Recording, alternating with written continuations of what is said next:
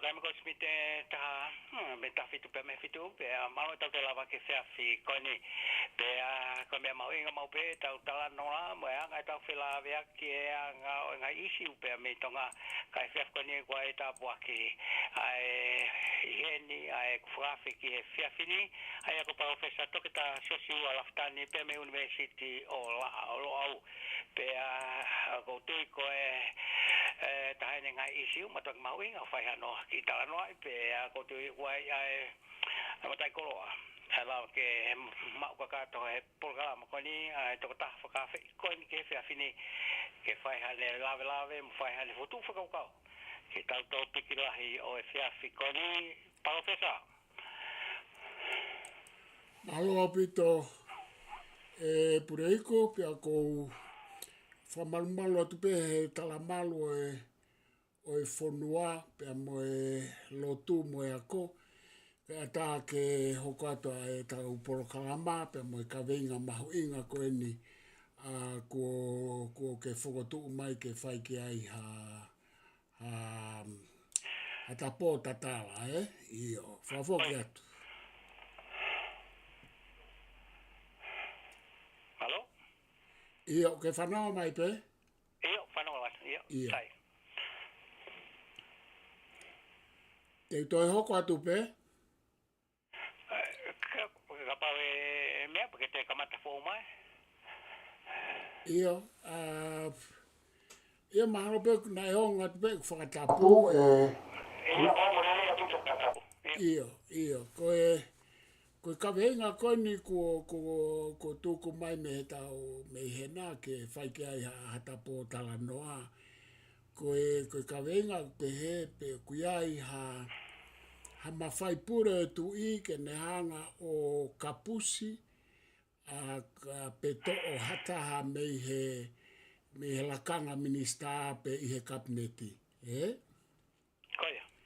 Io, pe koe tau kawenga aia pe teu fai pe kure rei taha ke utala noa ke ai. Koe kawenga o kuanga o fotunga pe anga e ua ene tuhu. Aia koe fotunga e taha o kuangeka te au koe fotu e kawenga o ku... Hey, something crossover, a music or something? Have you got the phone switched on? Yeah, I got the phone here. Oh, switch on. Yes, I got it. Now it's all right. Thank you very much, Tim. Professor? Ia. How about you? Ia, koutou koe kawenga e pure iku o ku uhinga e taha ai kawenga pe o ku iai ha mawhai pure o e tu I ke nehanga o kapusi hataha. Pea koe toi uhinga e taha kawenga pe ko ene uhinga ke he tohi koni na e tuku mai. He koe tohi foki ia o kai ke tohi foki ia o kai ke whaha no kapusi ha minista ai ko tohi ko ni ko ha Royal Command o kai ko hatu ni hanga tono mai ai tu I ke nofo ha minista o te kai ke tawa o ta to ke kapusi ka ko tohi fo ko ni ko no ulu ko memorandum pe ko ka kato ko ai fo I ka veinga ko ia he tu whakala ambo e whakakoristu tone ko memorandum of understanding aia ko uhinga aia ko tohi ko ni ko ume ani na tau whelotoi ki ai pe na mou fuakawa ki ai na tau area pau ki ai koristu tone pe a kou tala atu e au ia I he tau funga e tau whelotoi ko ia o ku ostoo e ku whalala me ongo minista ko ni I he portfolio e tolu. Aia koe ku whakaia koe ke uhinga e tohi. Te kai ke alo e tohi ia ke tu unga o e kapusi hataha. Koe hono whakatokanga mai mo hono tala mai. Ku osito e ku whalala mo e ku finangalo pe ko e ku loto A moho ku loto o kuia ke mo kei minista. O ku oksaive pureiku. Io, ka koe mea ko o ku mahina mai, Aia pea koe tautala noa rewa, koe tautala noa he kapusi, ka ku te kai ke wha kapusi, pe koe tautala noa, pe koe ai ha mawhai pure tu I ke kapusi hataha, pe koe tautala noa ko ene koe tohi mai ai whakatato ko ni, koe Royal Command hangatonu me tu I, koe memorandum, koe tohi o e tau rea pau, koe whamanatu, mo e tala atu o koe whinangalo e tu I, koe ke toi whalala. Aia koe tui, koe ki foi konga bea, whika o loake o kou whenga ke whakamaala ala atu. O kui kai koe ka pusi, ka koe kalamai, o ku kai ke te aha ku whalala, pia mo haku whinangalo pe ko haku loto, ke mohoko atu he ngo portfolio ko ia. Pea o ku keherewa ka tuuni mai ai Royal Command ai tu I ke mo mawahi ki tua, pea o ku keherewa ka tuuni mai Royal koe tuuni whakatui Royal Command, Ai o te kai ke omi ai whaahinga ia o Royal Command pe koe tuuni whakatui, koe tutuuni pe o ku fau mai I he whakatokoni, Iyo.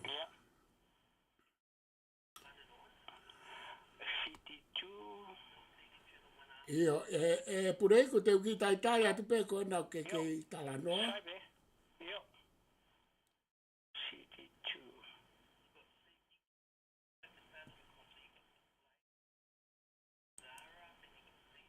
Iyo te tai atu pe ke mo mau kau toki hoko atu, Iyo sai pe kau tai atu.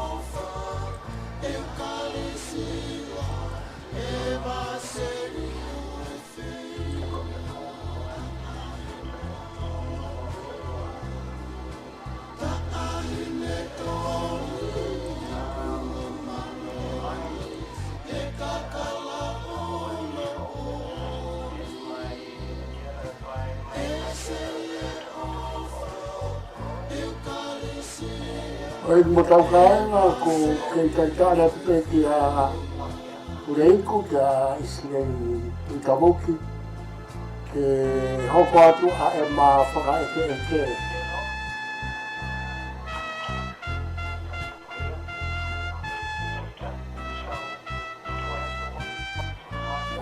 Ki paraparema mai me sene pa ko kaka whasi atu pe ena.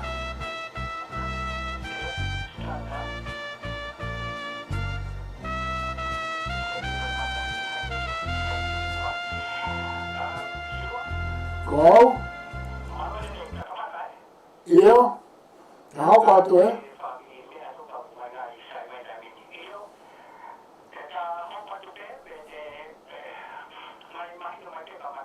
Io sai che hau katu pe ka uto whamanato tu pe ke oi mo tau kaina. Ko kawe i ngā pe kuiai ha mawhai pure tu I ke kapusi ha ministra. Pe a koe ku tānaki pe ki ai o ku konga ua, ka pau koe uhinga ki kapusi pe he tui whakaluku fua I anga I tua e whau ngā ma koni stuto ne koe fo I whehui ke he ia. Pe ka pau koe uhinga ki he tohi koni nei tuku mai me whakataha toko ni. Koe tohi ia o te kai ki kapusi he tui ia hataha he tohi he. Pe aku I kai ko a Royal Command, pe koe tūtūni whakatui, hanga tonu me e tui, ka koe tohi me whakatato ko ni, ko e nau hanga pāsi mai, pe a koe ulu I tohi ko ia, o e tohi ko nei tuku mai ko Memorandum of Understanding, o whanau no mai pe ko Memorandum.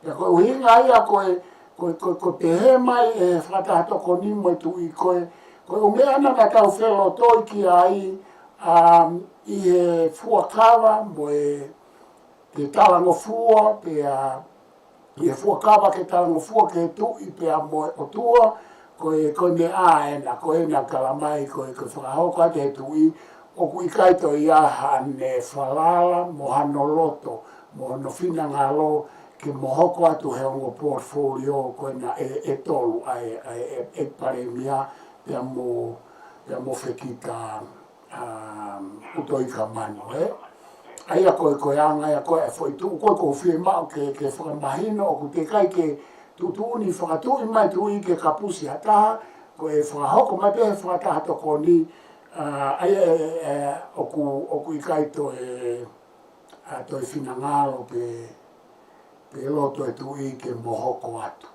Aia pa ku hange ko ku kitu,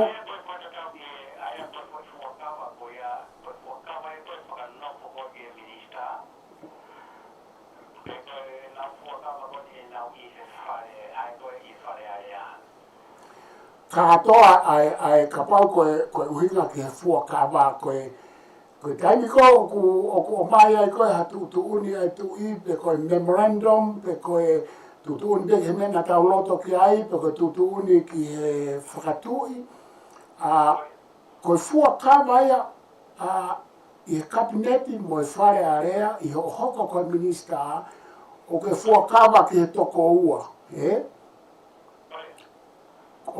ka tau e pepe ko whea fuakawa o ke whai, koe fuakawa ki he otua, koe fuakawa ki he tui.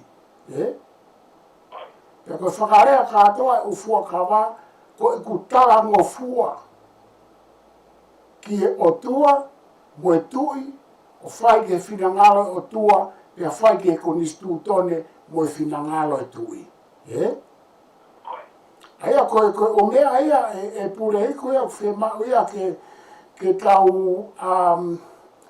ke tau tātā tuai ke mahino he ku fu tanu foke ai peke koe rilifu a politikare pe a alu lewa tau whakau kau o nofo o pehe koe tau temo kālati.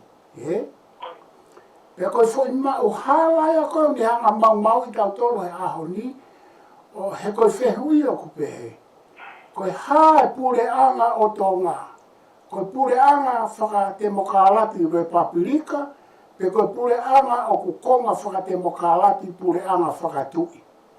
Tui, pe kuto e peherewa, tui Westminster moe traditions. Aia, ko mea rewa ke tau tari o tonu, ko pure anga whakatu. Pea o kuiai hono ure ere meniti whakatemokalati, i e funga o Westminster System. He koe mea koe ke whakawhai ke hi koe Westminster System, na e whaua ke tau konistu tone, mohono ngahi ere meniti, mei he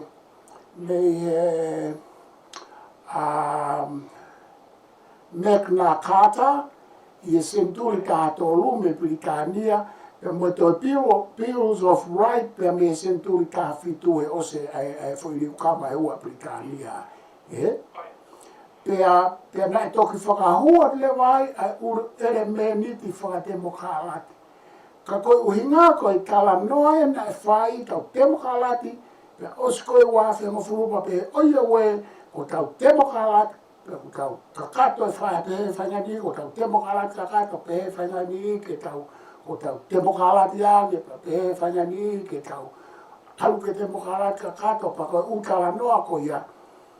He koe Westminster aia, o kuiai hono u ere meniti whaka Magna Carta, aia nai kamata koe senturi tātou Britania, pa te to klawe ke ai pea mo Bills of Right i e ola o i whoiriu kawai. Ai koe Magna Carta e tātou luko i whoiriu kawai e ua. Koe mea koe ne whao Westminster ka ne mai ki tonga. Pa te whaia mauri riu he riu kawa e ua a Britania koe e senturi tāwhitu. Pea o ku hau e ne whao ke e peika mo tau whahau e whoi mea koe ia. Na o silo pe na o ia na e afio pe tau whahau ia ai Republika Amerika, mo Republika France na o silo. Ka neke ke a ia koe ai mea whaka Republika. Na ngawe aki ai ukonga whakatemokalati o ku ihe konistu tone ka oku makatuunga i he ikai i he Republika. Ko Republika o te mokalaka a kakatope, ai kou tau pehe ko te mokalaka. Ka koe constitutional monarchy koe kingdom. Ta ka pao he kai ke tau whaatonu tonu e tau tonu e tau mau ke tau mau koe konistu tone koe whonua o ku wao whangatu koe pure he tui. E ka pao he kai ke tau mau e tau tole fo i mahino whangako o ku te kai ke tala mai he konistu tone ia mo lao mo mea ke a whangatu he pare mia mo kabineti pe koe a whangatu he tui whamau lahi. Koe konistu tone, koe a whangatuku he tui. Hai aha. A whangatuku he tui e kabineti mo whakatahato koni. Ai kabineti mo paremia. Pea, a whangatuku he tui e seha mo whareharea. Pea, a whangatuku he tui e tui whamau lai. Mo whamau awa. Aia koe constitutional monarchy a tonga pa koe ne ke hanai me constitutional monarchy ko a Britania. Te whito ke tau tala noa ke prerogative powers o e tui, hono mawhai ko e whakatonga ke ai ko whakatonga ko e mawhai whakarewerewa, o ko i kai ko e mawhai whakawao, ka ko e mawhai whakarewerewa, i e whunga o e konistu tone pia mo e Westminster System, pia mo e tau tradition, mo e tau taha tau tonu. Aia ko e ume a ia o ku matalahi, ka te uwhenga pe ke ukalaka noa, ka te tuku atu e pureku na kua ata anake mai ma wheu. Aia tora ngai ko whanamo, aia ko aputa ai anga o whaonga koristu tone, ko mawhai ai ne a whio i e koristu tone.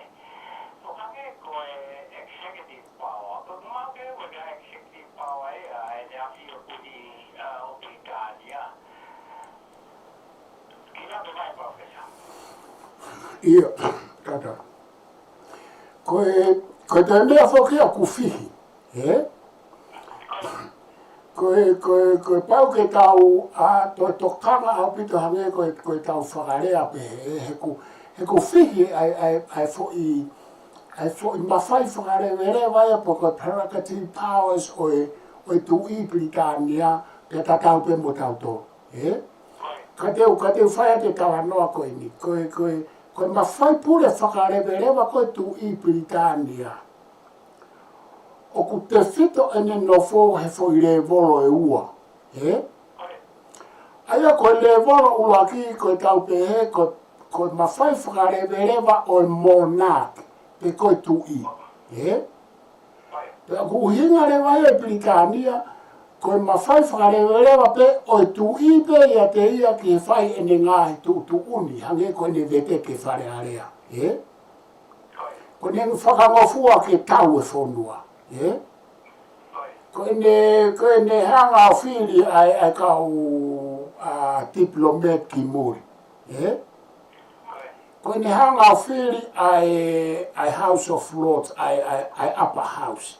Seke he o mawhai ko ia. Ko mawhai pure ia o Monarch o ku whakarewerewa. Ko mea ia ko taui ko prerogative powers.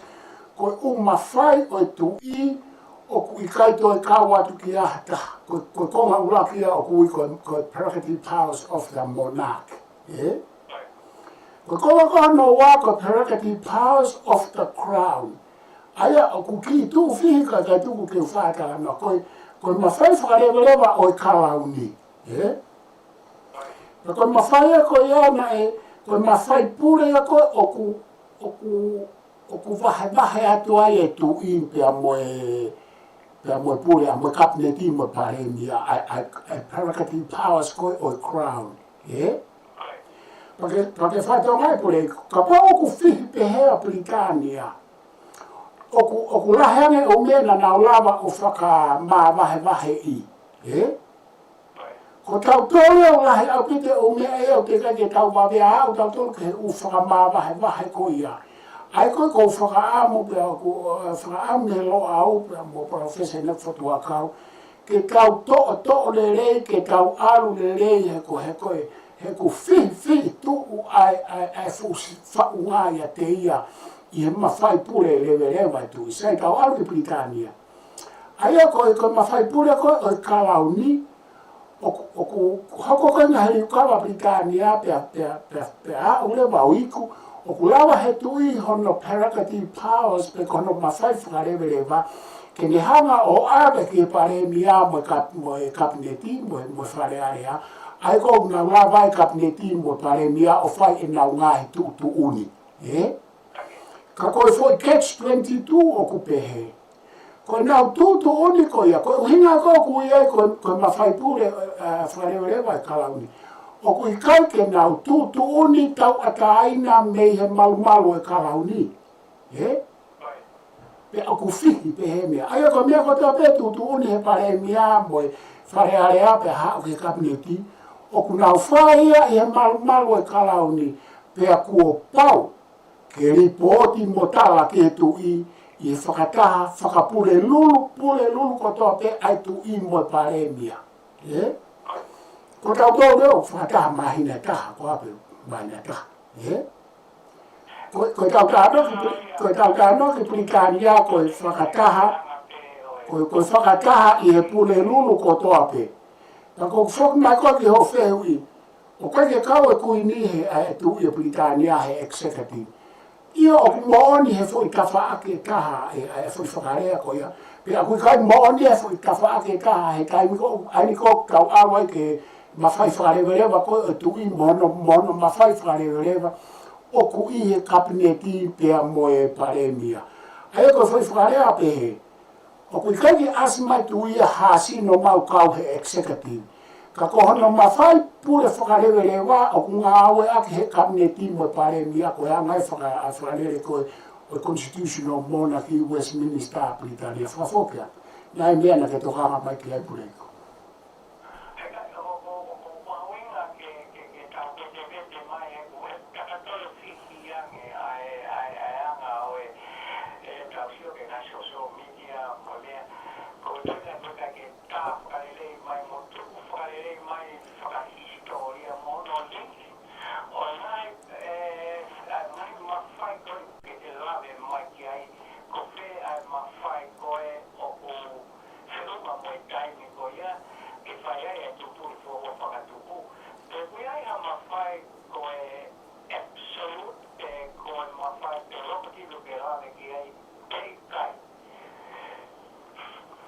Ia ko o ku whakawhai ke he i whoki ia pure iku.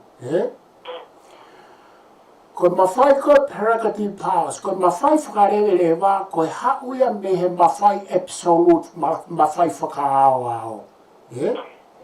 Ai o ka tau pia Britania mo tau tō. Nā mawhai whakaao e tui tō ngāia mo ngāi tui, ne kai kia mea te me fūlawa ke fua e whai e pe e nau fua. Ka mea ko kui tau tala noia ki he absolute monarchy, po koe monarchy, o ku uhinga ia, tu uni pe tui pe whai whamau pe ne whai pe mea kotoa. Ka koe hange koe ulawe koe ane nai e hao historia Britania, koe fufua whakawhepaki a absolute monarchy, pe koe monarch, ko hono whai i senturi tātolu he tahaua taha ni mā koe tui ko Sione, ko King John. Nane tau ia Britania mo Fransia pa ne whenga ia ni hanga hike text pe e ia, aia ku kei mau e ia absolute power. Absolute monarchy.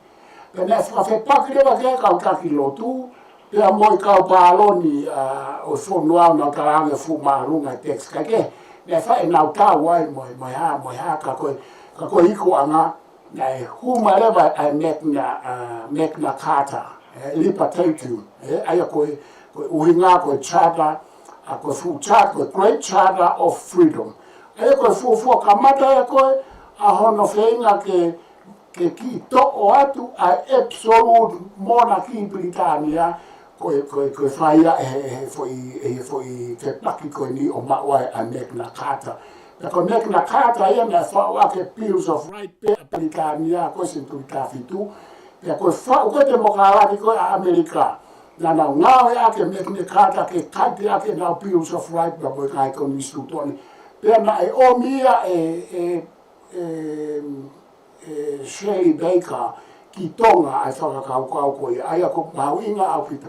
Ka ke, ka koe ku tānoa, ne ka matai hono tere e mawhai pure absolute. E ka wamanga senturi tāwhitu, to e tere ai pe, o hao koe nipa ku tau ke he laita tomo Britania, he koe fo ili ukawa eo me yono fo ili ukawa ea e hao me senturi tātolu, ke awa Britania ke tuunga e ahoni. Ko tau tolu, ko fo ili ukawa pe taha tau whaahau pa ne hanga o whau e koni sūtone koni aini i e ahoni.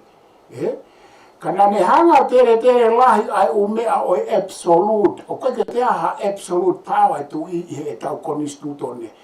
Ko mea ko ka tau e mo Britania ko prerogative powers, ko mawhai pure whakarewerewa.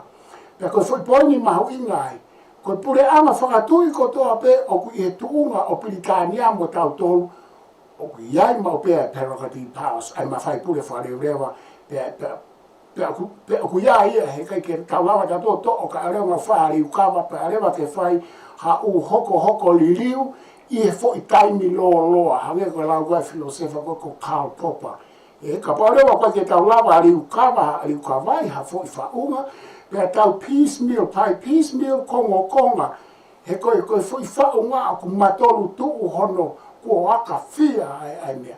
Ka tau whawheka i hange koe tau konistu tone, na e lava e tau whahau ia he ne whau, ke ne hanga whakahuai o mea he Magna Carta, mo Bills of Rights Britania isa, e nane te hanga whakahu mai o whakaukau whakamamani lahi koe na au konga tolu. Koe ukonga tolu koe tau konistu tone koe o mea whaka Magna Carta ia, whaka Bills of Rights, pia mo o mea whakatemokalati, pia mo separation of powers. Aia ku osi iai, koe ke he o kui kai ke tau hange, koe foi vahe whai e Britania, ikai, pia koe gange ko mea ko whaalawe ke whai whoke tau foi tufunga whonua ko e wafe hango whonu. Nana tore ai foi feitu ke kai tuko foi mea ko ne to ton ke ai ke lava ai e kai ke tau lava tau toko foi whakaukau whona nau ma upeheni. Ka whanga whamawa he e tu i ki he ka tau paremia mo tau kabineti pe sai lewa, pe tau mau lewa mawhai pure, pe tau whanere whonua, pe tau hamoha. Ikai. Hanga na toro whai mea ko iaka ko haio ki ai mawhai pure whakaha whangatuku whakarewerewa. O kai ke he paremia, o kai ke kabineti, o kai ke wharearea, o kai ke whamauanga, o kui he tui. Hanga vai tu ia to fili ene fatato koni he kawata ina pe ki ai mal ko distuto ne mo ene pe no ko fatato koni ke fare ia ko pe no lo ke to koni ke ai ke fili ai ngai la kanga o kawa ngai la kanga fama anga ngai la kanga ke ngai royal commission ne ka ke ko ne ko ka fa fo ke pure ko ki la ve ake ki ai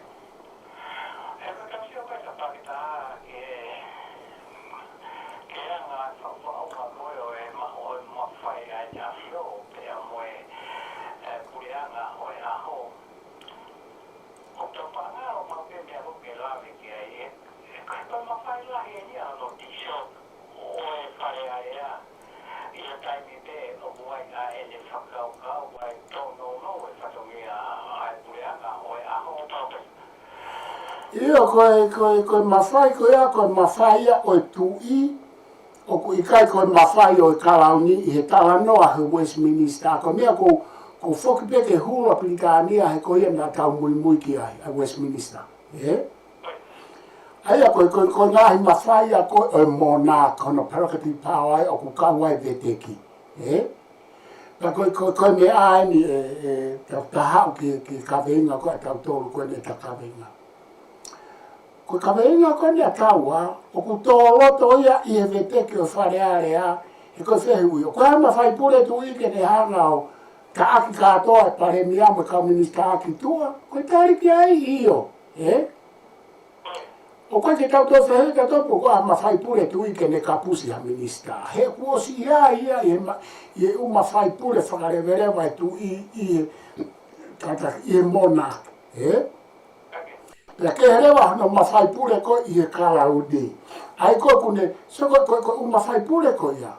Ka pare mahino ke he pare miamo e kau minista. O kui kai ke na olawa na tolo o function pe te nau whakalere whanua tau ataina me he tui he kuna whakarere I he malu e kalauni I he mawhai pure whakarewerewa e tui he kalauni ko ki nau tolu o kunau I he prerogative powers he tui he kalauni ai ko I he tala noa Westminster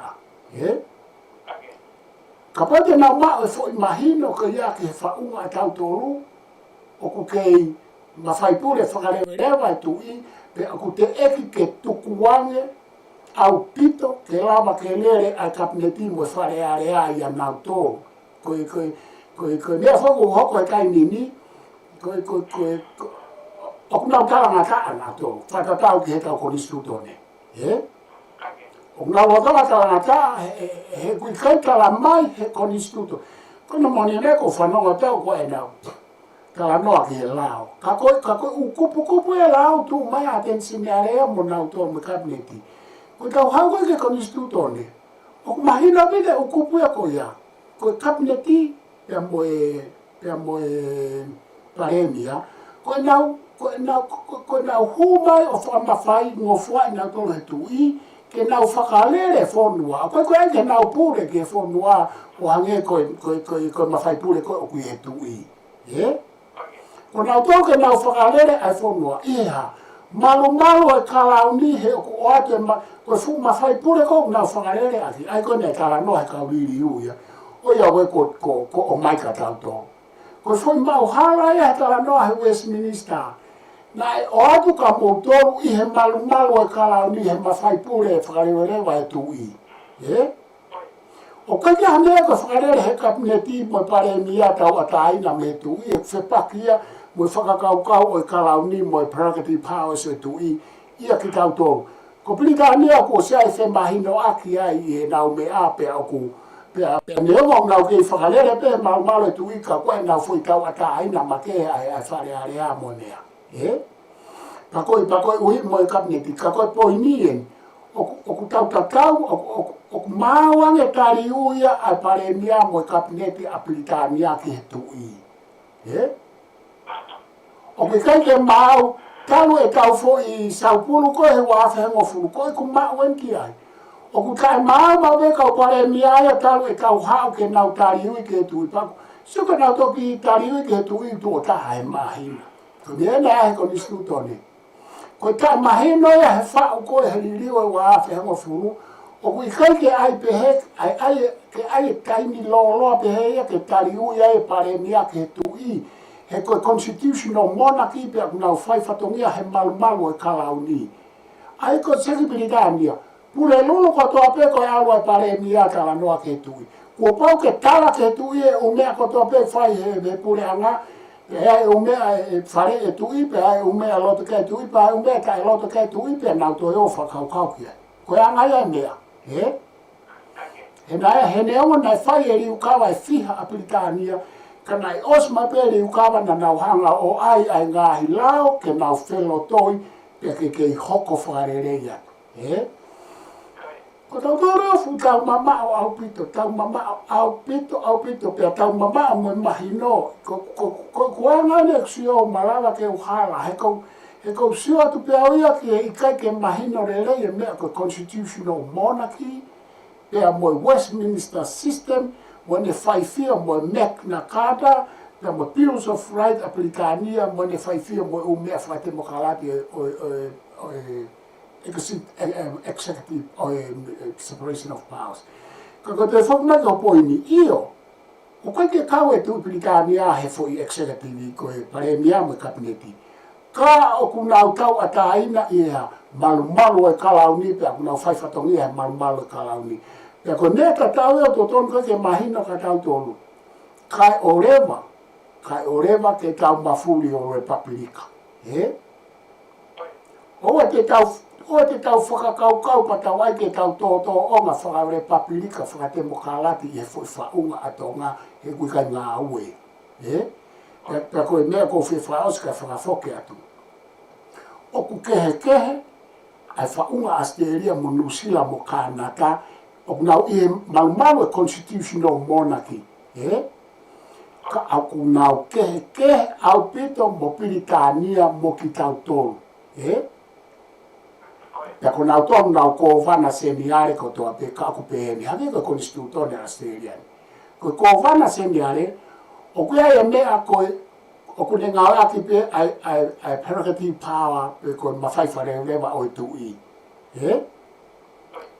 Ai koe o kehe me kalauni. Ai koe mawhai wharewa koe au ne lawa ke teke wharearea.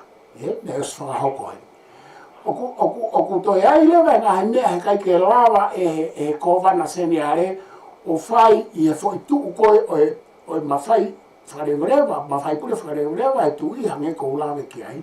Ka kua pau ke nā whetala noa aki mo whelo toi mo e kabineti mo paremia pe koe wharearea. Pea ku kehe rewa me ki tau tō, pea ku lahiangi e nau konga whakatemokalatia ai ni, I he malu e tui Britania ia ki tau tō. Ka koe, au pito tau tō rea pa ku kau e whoi ririwa e wawhia mo fulu he maumalahi ki he umea koe ni, e pure eku nai whakai ke eke au e kalafi I he lolo tonga pe te uteu ke ririwa e wawhia mamalu, mo e wawhia honga fulu.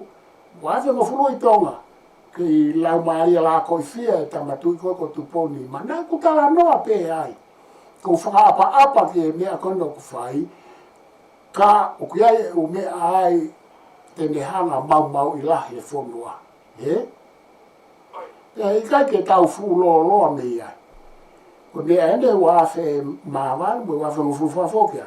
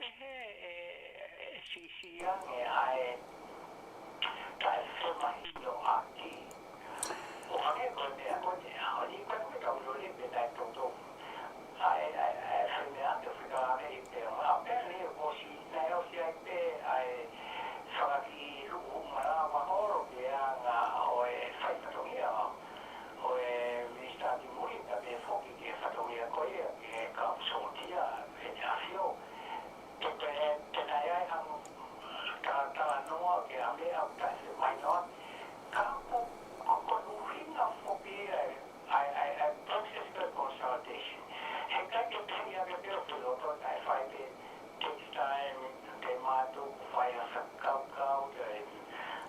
me mai pare dia fai ko pa te ta no moya ka po ane o mata ngata ke fai ha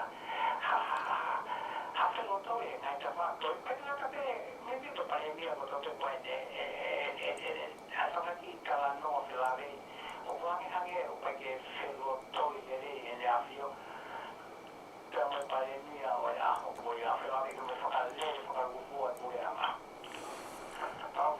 Io ko mea whokia o ko whakatoka ngai au ia talo e tau liliu. Talo e tau hau mea liliu. Ko e ku mau ko e pare mia pe e ua na e lelei e na whenga ke whai ai consultation pe ko se wholofolai mo tui. Ko tui waka no pe a mo whai whekau toke tāpo o hiwa tuane toa. Nea e whetō kaki ia pia mo Samuela Chris po hiwa pia pe he mo pare mia koini. Nea e pe mo whetō kaki ia mo po hiwa tuane toa ko ngā ko whaka amo a po hiwa tuane toa ia ke kau atu ki e kau whare i o whakatoko ni. Tatau pe mo Samuela Chris po hiwa. Na na hanga whakatoka ngā he kaini na na pare mia ai pa ko mea ia ke kau wako mea ai. Na na kore ke tu i pia tuku mai i ngalu ea. Na na kore ke tu i fe ke na kau he kau whare i. Paka foi poini mahu i ngai ka te au pure iku. He ku tala mai he o to tonu ke kau hanga to o whakamato ato. Ane na kore he ongo e pare mia ko ni ke tu i. Na na kore fe ke na kau i e kau whare i. Ayo ka tau whare ko taha. Ke na kau atu, me e whare, me e whata, me e kapineti, e koe na kau he kau whare e whata tokoni. Tara mai he ongo pare mia koe ni, na totonu ke ha, ke ua tuko tu i ki tua. Ko nea ea koe oku imply mai tara mai he ongo pare mia koe ni ke a te au. O kuna tawa mai, pena ko pehana, ta tare o pehana, ko rea ke tui, tawa mai e tui. Fai whatongia pehena Samuela Chris Poi, fai whatongia pau heni, fai whatongia pehena Poiwa, fai whatongia pau heni, he nā tau osi whotutu ke pehe. Aia koe whakapoto koe tari mai tui, koe pehe mai. Nē kei o tutu uni a tau, nē kei o loto tau ke pehe, ko moutou na mou mai o longoa a horo e whonua, mo longoa ai mamani ke tau pehe. Mo pehe ni ene mo te o mai mo tolo kala mai ke tau toi whakataha. Kai ke, koe poini koe o ko ua koau mei ai. Ongo pare mia e ua, ko mea lahi e ka te au. Aia, ko mea ko ua ko mea ai, o whie mau ke tau toi whakataha mo tui. He koe uhinga koe Samuela Chris pia mo poiwa tuene toa ke a te au, me na whaka uhinga. Ko na uhinga he koe kai ke ofi mai tu ia ka na ua i e na whakataha tu o taha e mahi nao kai ke whiunga ia. O totom ke na kau mo na ua he whaifare i o hage ko Britania. Ko pare ni a whaifare i ke kui ni kau he whaifare ke he Privy Council ia e kui ni e ne whakataha toko ni. Pea toi ke he pe ai whakataha ka hange ko poni ko ke o mai. Ko uhinga he ku whai Britania i e whoni mahino ko pare mi ama kapneti o kunau i he malu o e tui i he kalau ni. O ku i kai ke nau tu nau tolu heo hange ko whainga mea konu aitonga a whai mauhala ko ia. o ia we ko en ko tau paremia ma kabineti he tau mamahe mai tau lere tau tau we ko ke to fufe ma we ke ta na ma tu ipa ka to ki tala taka fo ma hala ko ia pe na hanga re wa na to ko hala u aki ko na ai he ko instituto ne ke fa ta ka pa ko pe ko i he lao e fa ta tu o ta ai tu i mo me ai ma hina he ha me ma vi he fa ta tu o ta ai tu i pe mo paremia ko whakatahau ka mai me Britania tari ui ai aku tau ko mea whoki tonga pehe ma o hala ko he mea pa pehe tau tari ui ki he kakai he pea tau tari ui ki he kakai o te tau tue tari ui ki he tui he koe kau kabineti koe ni ko nau tona ka nau kau hono teke ke o te tau tue tari ui ki he tui ka tau tari ui ki he kakai he a foi mau hala ko ia ku mau to karanga me lo au ko pili ka ni a ku tari o ia kabineti ya mo e paremia ula ki ki la fika o ke tu i fika tolu ki kakai mo fare area toki hoko mai e fa o tu mai o me ako ka ko fa mo ni he kuna o ke pule no ko to ta no mo ta me ko to ke tu ta o mai ko se poto pota na aki ko ia o ma o lele a kabineti mo paremia ma o lele a fararia mo fonua o fie ma o ia ke whakawhiofina e tau me a ke mahina ko constitutional monarchy under Westminster and traditions o tau tōru kai tuko ai mau kaimi ko ai ko whakatemo ka lati o ku osi ngā hipe ai o principle of whakatemo ka lati e ko instituto ne ke hoa moia hoa moi purea ngā whakatu i kawa lewa ke ai moi hau eiki moi kakai tuko ai mea ai ko ai ke tau whakangongo ke kakai o tau whakangongo ke he rao e tau whakangongo ke kalauni he ko ia o ku ia e mawhai pure kou tuku mai ke tau ngā aue aki o ku ikai whao ha constitutional monarchy ia ke whakangongo ke kakai ikai o ku ikai whakangongo a Britania ke kakai ngā whakangongo ke rao nā whakangongo ke tui nā whakangongo ke wharearea pato ke hoko atai a ulisi e ku mahina ka te nau tolu he ku he nau lao ka ko tau tolu sike e mea konu hoko kone aoni ko hae nau toi whaka uhinga a nau tolu ke konstituto ne o ku nau o mai e u whakakaukau whakalao ka aku ikai i he konstituto ne o mea pe o ku hoko he kai mini he whakarea a aku ko e talangata ki e prerogative power e tui e ku kai ke tau ilo tau tolu ia ai move hoko ai tui kai ke hata hate me ilo e ko mea ene taka whakafoke at puleko o tuko e constitutional monarchy o ku kai accountable mai tui ia ki hata e kai ke kalat koe ke tui o pe e atu ko hae o hinga o ku ke to'o ai ai mo portfolio o ku whai e tiu tiri cheni e tu i mo ne whakatato koni mo hai fua o ku ngā aue mo ia e hau e ke tu unga o ku ne whai e ne au whangatuku ai tu i a te ia ko whai nga tawa noa koni whai hau he patoa mo hai ko te he ko whakatato koni ia mo te nolo ko nā tolo o whakakau kau ko tawa noa ia o ku tai sone e Britania ka ke tawa noa ke tu i o koe ke lama whakakau kau koe whakatato koni o whakakau kau mo te nolo o koe whatonga he tai mahino ko ia tai mahino ka tau tolo constitutional monarchy o kai ke tawa noa pe he koe constitutional monarchy koe ha he ku ke tawa eku ke tu i ka mo ia you can't think ko te nolo ia mo whakatato koni o whakakau kau ka koe he ku mahina mea koe i Britania king in council koe tu i he council na koe hae council koe privy council pia moe whakatato koni mo paremia o ku whai tutu uni ai e tu i ai hao whangatuku ka aku ikai ke whai tutu uni ai ka kama koe constitutional monarchy ia o ku tawa noa patoa ai a ke toko ai Privy Council mo kaupe no ta no ta mahino ha mo ta ma ko na minista ma lo ne patoa mo ka wete ke liliko te sina fuko ha ia a fe a to ko sio tala mai o ko ke hane ko fata to koni po hane ko ke ai Privy Council o ko lau ke ne ala lau ko institutone o ko tu tu o fi ha e fata to koni ko institutone Kame unge pe e ko ai ken ki ai ke kama koia. Kame ke kala mai o ko ke a Privy Council o ku e ko instituto ni. Ta ko ta fa te ria pe tu to ha hi mo te ne ai ke ne fata ke ne kulupu ko fare ki ai.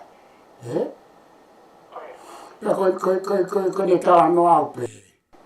O ko fe hanga ngai pare mia kapneti mo tu i mo fata to ko ni ko ke tau loto ke pehe ai o mawhai la lahi koe ni.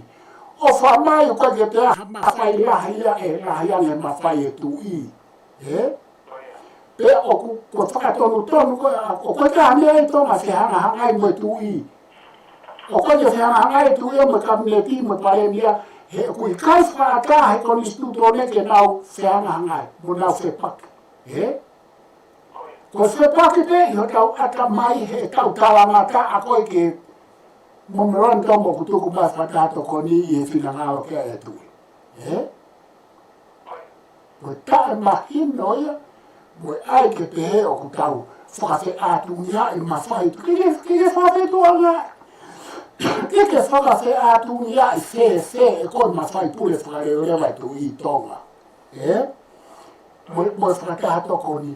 O ku mawhai pule tu i e koni stutone, ko maha a kupu ko toa pe ku mawhai pule whakarelewa ai. Ko tawa e whonoa, ko tawa e haa, ko tawa e lotu, o ku mawhai pule whakarelewa ai. Ko aiki ke haa ko tala mai, o ko aiki ke whaera ngai mo tu i whe. O tu ko pute whaina tala noa ko ia. Ko tala noa ke whakaloto e kakai. Pe tala mai pe he ku mawai ua whonoa. Ke mawai ua whe. Ko hai e tuku hake ke mawai ua. I e constitutional monarchy. Ko kutala noa, ka pana tau le papirika e pureiku e kehe kutala noa. Ko kutala noa he me fuku institutone ko atonga o ko kutala noa atu ai. Whapoke atu kata.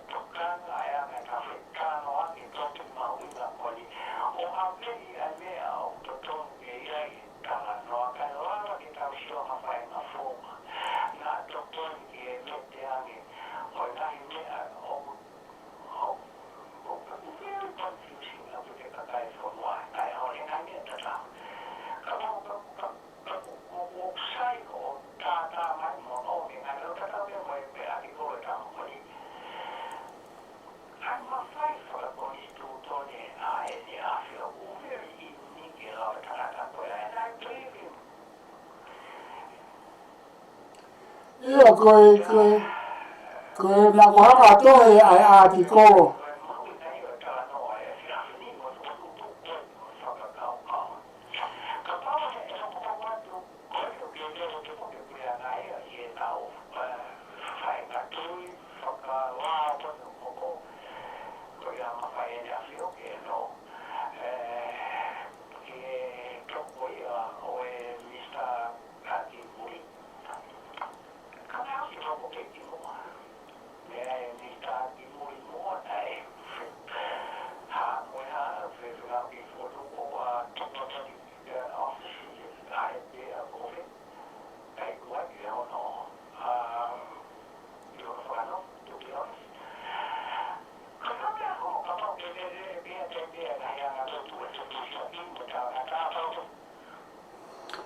Io koe ne tako whia lawe kei, na kuhanga tohi artikolo whapapalangi, Ki tau constitutional monarchy mo mawhai wha Westminster o e pule ai tui I hea whangatuku, I hea whangatuku, o kui tau I he Westminster system, pe a kui ai e tau tradition, me Britania mo tradition a tau tau, pe a kui ai mo u elementi te demokrati, pe a mo separation of powers, Pe a whangarewa I artikolo ko ia punusi I he lo au, pe a whangarewa o atu ia ke he mingi a walahi koe Australia ni, mo e, now other ke Canberra Times, he weekendi mo weekendi, ani tau situa me ai, pa whangarewa atu ke Sydney Morning Herald, pa o ave ke Canberra Times, pa o ave ke SBS a le tio mo TV, mo ABC le tio mo TV, Hangarewa tu ka nau tō, ka pau nau whemau ke nau pulusi, pe ke nau whemau ke mau whae eke, o kou taritari atu, Pe ku nau ostari ka atoa mau nau mau, ko to pe te nau loto ke mau e pulusi, pe te nau loto ke mau tālanga. Ka koe poi ni o kou whenga ke whakamahino I mei murini, pe a moe lo au, ko tonga a kui kai tatau mo Australia mo New Zealand e nau constitutional monarchy ai whanua koni mo Kanata o ku nau ulu ki Britania. E o kui kai ke tatau mo Republica, E koe upo I pako ke kandari, koe ki rua pe te nau whetu taki. Me ka kou whia mau ke a rea whakahapure anga lo au, mo hataha, e o mai ene whakaukau, o kune tara mai, o kune papirika pe aku te mo kāwati a tonga, hai koe whui mau hala aia, Aia pa koe tara noa ta hao pe. Nau alo whai kua poi meni mo tā ngai medical doctor, koe tama professor ene e wikosi, Pe o se ma poi meni, o koe ki tara noa mai he me e tonga I he ma poi meni. Koe ku huma koe ke whoia koe receptionist, pea. O ku whonua kakai, ku hawea tu umani I loto o rea mai ka te au, ka mai ea. Koe hame o hoko ki tonga, Toke tā chos, koe hame o hoko ki tonga, ai kau noa ai tu I he pare ni a mo kabineti, pea ku whakapesi noro, pea ku hamo e. O vale whakau ne whulea pe mea a aonga kakai, ne to tonga tā no mai ka te au I loto, Ko ano whakafokia te peke profesa pehe ma foi tu ko ia me ka whaaki me tu ai kaunta. O ka ranga rewa ki ai. Whanau no ka noa ko ka ranga ki ai. O ku mauhala ni tia pe ku mauhala New Zealand mo Australia. I e uhinga koe ni. O ku na hanga mau peo whamau ia ki kona matasio ata. O ku lahiange ena konga whakate mo kālati he malu. O ku na constitutional ki, o ku nau tatau mo tonga. Constitutional monarchy New Zealand, constitutional monarchy a Kanata. Ke he Amerika. Sai. Tatau ai nau tō mo tonga. Koe nau ke lahiange konga whakate mo kālati he ni mo New Zealand I tonga. Koe hamea koe eke mouhanga whakamau ia ka tonga ho mou matasio ata. Koe foi whakaosia e ko ai ake professor koe. O mou whakamau ia ho mou whia mau ho mou matasio ata. Kame ko ke mo whamau ia ka tonga aki ai fie mau a tonga mo matio ata tonga. E koe mata sio ata o tonga ko ene constitutional monarchy o ku ke iau whangatuku pe he tui e mea kotoa at the end of the day. He? E koe whiharaki lahi ia. E ka mai ia, e hawa o maha mea ke usio ai. Pokosi ki ati kolo hana o tānoa ke eko o se areke. He? Ke me lau ai, pakosi sekureti olo kaunga academic colleagues, ai ki ati kolo ko inga ke ki awa tu pe me a fulai au pito ai no ai me muri ni. He? Pe o whi mau ke whai tai loki ai, paka au ke mitia pe sai. He? Ka koe mea koe o ko wakai kia koe aho ni, koe mea koe me na osi kore, ma polo harama mo lipi o na mo Silvestra Tonga, ko kore ke paremia, mo kapneti, ke whakafoki atu e ora ka ngā ko si o mai e whakatokanga mo e ki hulu mai e whakatoko ni me tui, he? Koe hameo ai ke puke me a o kui kai ke aha totonu whakakonistu toni hapare mea mua kabineti, o kui kai ke aha kupu i konistu toni o kune tala mai, ke iai ha tohi pe he mai tui, o kui hanau mawhai pule ke nau tangata ke tui. He? E koe tai nini mau o tonga mau e nau fuakawa. Koe fuakawa he whare area mo e fuakawa i kabineti, o nau tala ai te nau kala mo fua ke tui mo o tua. Ka koe ke asmai o tua ai kai mini koe tui o ko asmai. He? Ya koe me aia. Koe tua ta koe tui, koe kama koe ni. Kua pau ke ome ne tari ana. He? Ka koe me aia ni pure. Ka koe ke tau ilo e tau toro e ne tari. Koe ke atai te me ilo. He? E koe mea kou kaukanoa ki tonga tuku ai mai, koe mea ku hao he mitia whasosare koe ki lau ai haa, ki lau tuku au pito ai mai o mea ko ia. E kai ke me hangai au e sia ai prerogative power e tui, he? E koe mea ko hai hena, te ne lama puke whonoapa, puke merina whonoapa, puke tālamoe, hāfua moe hāfua. O koe kia hataha ia, he? Koe tui te a whaatuku te ne lama katoa e umea koea. Koe ai, koe hamea o ai ke tu haka tā koe ai ke whakawhia atungi ai mo whakawhi paki. O kui kai kia ha mawhai pule pe he ke whaifoi mea koe. Koe tālanga tā ape. He? Whafoka pule.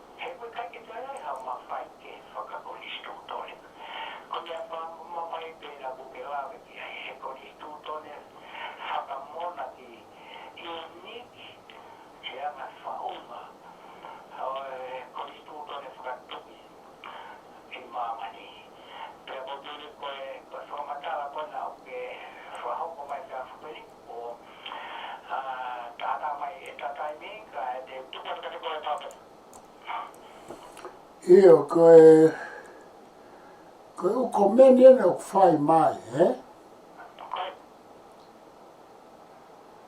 Koe... O mai ka ni koe ke uilo e hau ia koe tā mai e Miss Moala, koutui ko Miss Moala me i tonga. O ku ne tala mai o ku hanga e sekeritari koe ai kapneti o whakailo a whekita uto i ka manu.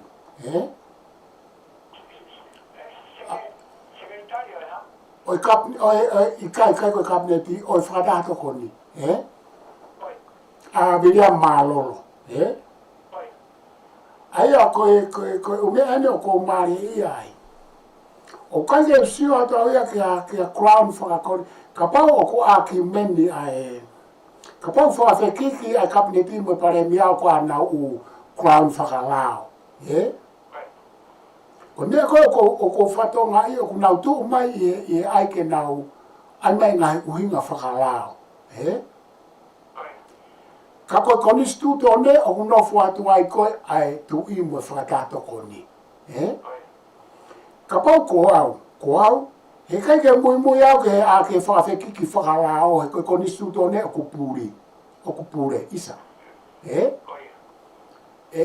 Koe tau hao koe ke ngai kawe inga lalahi peheni, koe tau tala noa o ku tau wāwhanga tuku ke lao, he koe mea kou ne hulu koe ai ke koni suto ne koe mea ne hulu e lao isa. Koe ai mea pen, so e alu atu, ka pau koe mo oni e mea koni fotu mai Miss Moala. Ka pau o whakailo e Williami Malolo pe koe hai ui ngā koe ke wha mauia ki ai. Ka ku whaia i e malumalu o e konistuto ne mo e lao. Aia koe tau aroa tau toko e ni o ko mai kina pa kou tu kina he kaim tatau. Pe o kou hohaa e pure iku he koe o mea lala e ne tolu na e hoko e whonuana ko fu hohaa au pito ai lere o toto maru. Koe tutu kotonga, onu ko alofa, ko ono hanga he tui o veteke whare are apea mo mea kono hoko e taimini. Ko ka ano ate mea koe ni, ko veteke koe whare are a, na kake te a hatalangata aia ai pare mia o e ahako ia. Ne kake te ai uinga whakalao ato e ai pare mia sa mo la kispo hiwa tapu moia kone pekia. Na i kai. E whai hope te la waki pe mo la wolo mo mea kanai. Kana i kai ke to iaha mea ia ke talangata a pe whakawhehu ia ai fo i veteki. Matui koe mawhai pure whakarewerewa ia tu i koe prerogative powers ia koe taha ia no mawhai pure whakarewerewa. Ka te whoka mai ke poini koe pare mia ma kabinet koe ni o kuke. Pau tau ka anoa tau tae, na hangi ko kulawe tapo, koe pare mia koe ni ko toko ua. Ka koe tau tala noa pia manofu whakataha, ka koe tau tala noa matupu whakataha, koe tau tala noa, he kai ke tue lawa o pe atu, he kai ke ulawa tala noa, koe ngā he whepakia mo whatongia whakahako, whatongia whakalau au. Koe mea koe nai hoko, na e fo i tari e tolu na e omi mei tonga. Osi kono tuku mai koe fo i tohi koe ai whatato koni. I he malu koe a constitutional monarchy, o ku i kai koe whehu ia hataha ia tohi pe koe tohi Royal Command me tu i pe koe tohi me whatato koni kon memorandum. O koe ke ha mea e constitutional monarchy mo i konistuto negi ke tala mai ke hanga whehu ia ia ai ke peheu koe ke tai. Ko mea pe hoko ai ko tangata apa koe ne tuku mai koe e fo i tohi koe ia. Ku oha te whainga ni i o pehe koe tohi pe a whatato koni. O ko si tai mai e sila whatato koni pe a moe fo i poine ua ai tu i ko mea ia mahu inga hange koe lau koe ka paparangi. Hanga tau tolo whana messengers kai tu koe message ia. Ko whekau ko ne o mai ko poine uruaki mo poine ua ko ne ea mahu inga. Ka koe tau tae mahino koe ki e mea koe constitutional monarchy, mo e omi hatu utu uni nei he whataha toko ni koe whataha toko ni ai tu i. Pe oku asi mai ai whina ngalo e tui. Tau tu e no whata toke tau analyse ka ke. Koe me au pehe, ko whilawe ki ai. Hoko mai pare mi a me nusila ai mene foi video e ua ko e ne tari ia. Me nusila he nei nusila pa. Nusila pare mi a ka na ia whano whaito. Release me nusila he pare mi a ki social media. O mao he lo au e mo foi video. Nane hao e ne video uloki, hao e ne video ua. Ka ko ene whaamatala ko ia ko ene hangatala mai, ko tu uni ko ni na ne o si whai e ia o mea ko tōna e whinangalo kei tui. Pane whaamatala me na u projeki na o si whai, moe projeki o lolotonga whai, moe projeki ka hoko e ka hau pia. Pa kune o mea ko e ngahi mea ko ne whinangalo e ne a whioki aiku na o si whai ka atoa. Ko e uhinga ia mo foi video. Sai. Ko tari ua ki a koe ai kapne pibo pare mia. Ko nau tari ua, ko e tala noa mai ai tokon pare mia mi tonga Samuela Vaipulu. A Samiu Vaipulu isa. O ne tala mai, o kuloto pe ai pare mia mo kapne ti ka whekita ke kei hokoa. So koe foi mea e ano ua. Mea koe la aku tae whakakonistu tone ia ai uluaki moe ua. I he malumalo e constitutional monarchy. Pea koe mea rewa no tolu, koe tu mai atensi nea reo ka mai uhala whakatato ni moe tui. Oku I kai ke tu mai koe atensi nea re o tala pe hei mai ki he whonua uhala tui moe whakatato ni. I he malumalo e constitutional monarchy. He koe haa. Ko mo toka atoa koe nā mo I he malumalu e kalauni mo hono prerogative powers. Koe hame ka te haa ko tala mai, uruaki. Koe video e ua e pare mea tapu moia. Tau ka noa maa aine koe mea koe niku mahuinga, pak mahuinga ka hau, pak mahuinga ke whonua mono ka hau. Whai e ai whare area he aha whia neafi, mahapo ka hau atu. Na se hui atu ai whare area pato ka mai koni unau ngā au e ki ai kai toki omi e tāri. Soan, Ko ku poini, ko mea ne to tonu ke nau whai. Whakakonistu tone he malumalu e kalauni, he kunau ngā au he malumalu e kalauni he constitutional monarchy. Ko e nau ngā au e whakalongolongo. O mai e nau tāri ka pau ka nau tāri ka o te nau tō mai o vare lau mai ke whekau aku moe tu I.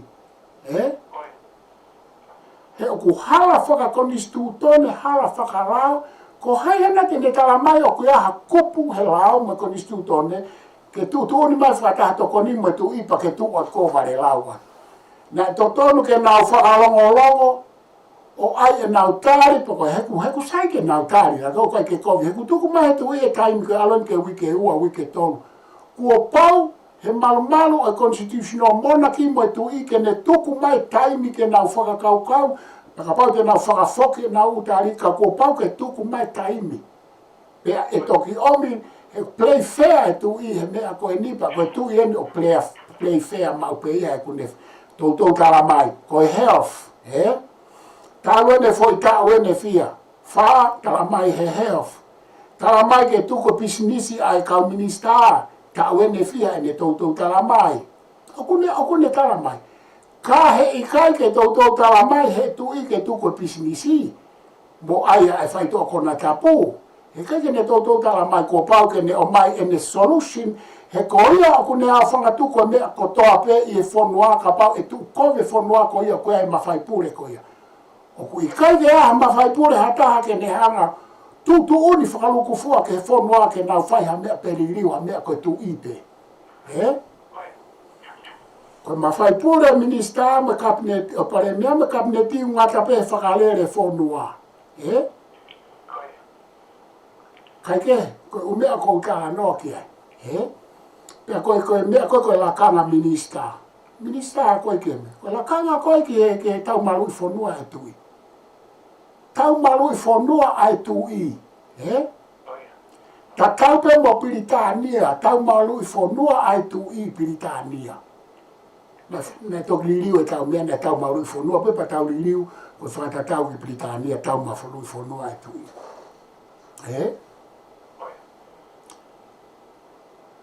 Ko minista ko ke kere ke fonua mo tau malui fonua ai tui, ko e ku mau ki ai ko no perepe. Ka pau ku hala e ku mau, ko no perepe ke ne mau e ngofo minista ko ia. Ka koe hane ne mau e waka meiriku. He ko uhinga ne whakanofo he tui ki he waka meiriku ko tau fonua ai tui. Ne whakanofo he tui he ne whalala ki ai. Ke malawa ke ne oange umea ki ai. Ne whalala he tui ki ai.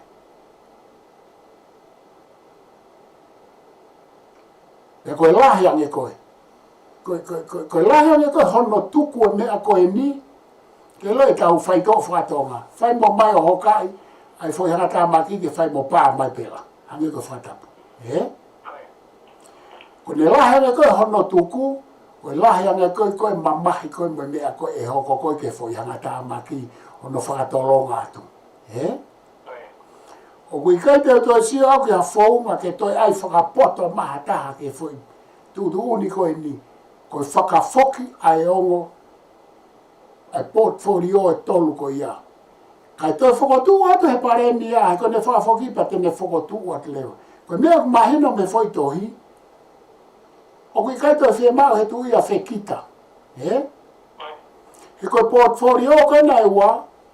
O kune osi tala mai koe ke toi, aia he kai ke ne toi lawaya hua portfolio, pa he toi lawaya whotua.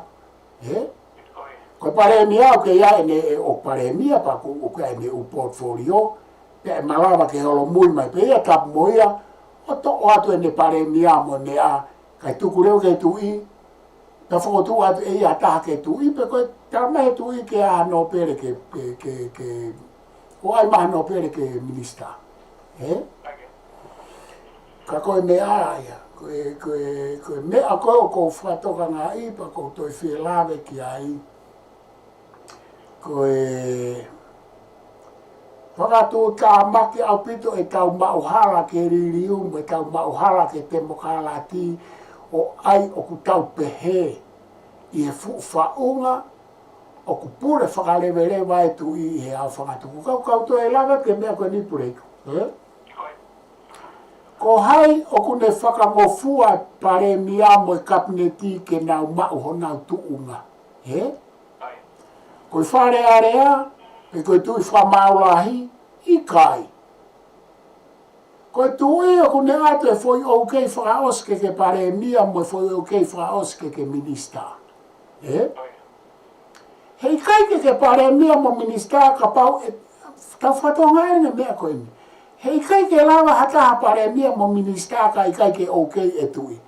E whiri mai koe whare areate e haupua no whai ka kai ke okay ate tui. By constitution, no. Ko hai ne whiri tui whamau la hai mo kau whamau.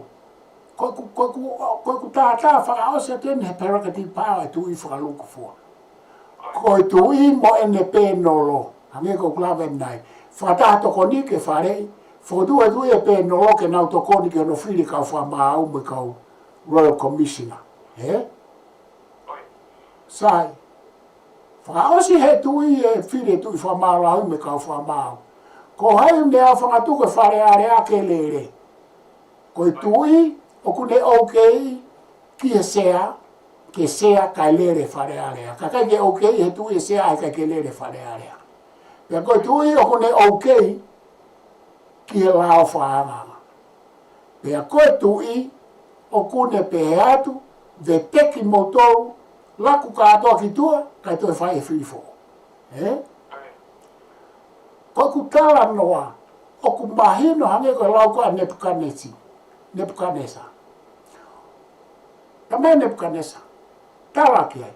lau e writing a mea kou toki ko e orisi lau ke mahino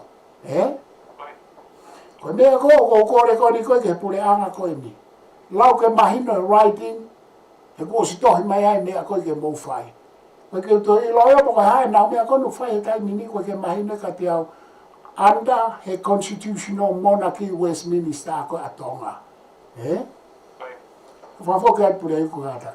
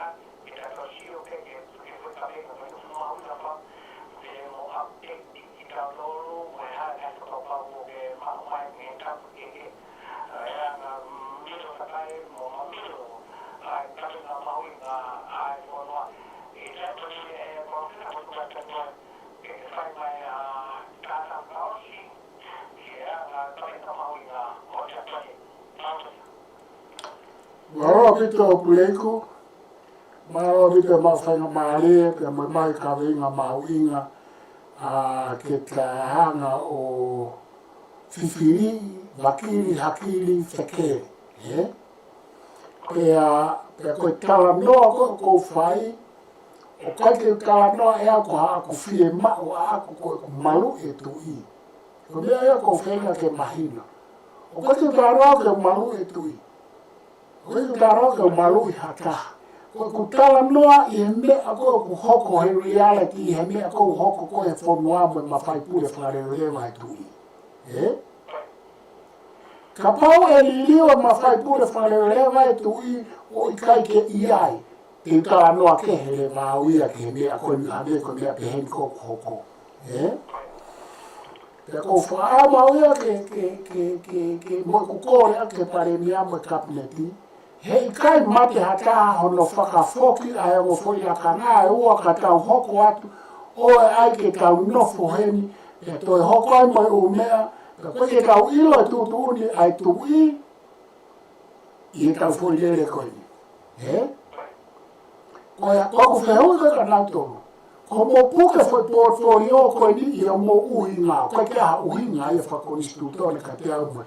Whikau aki mai ma whai wharewewa tui. Ko mo puke ko ia, ka me teki he tui ai wharearea, koe hae e me ai o kusai.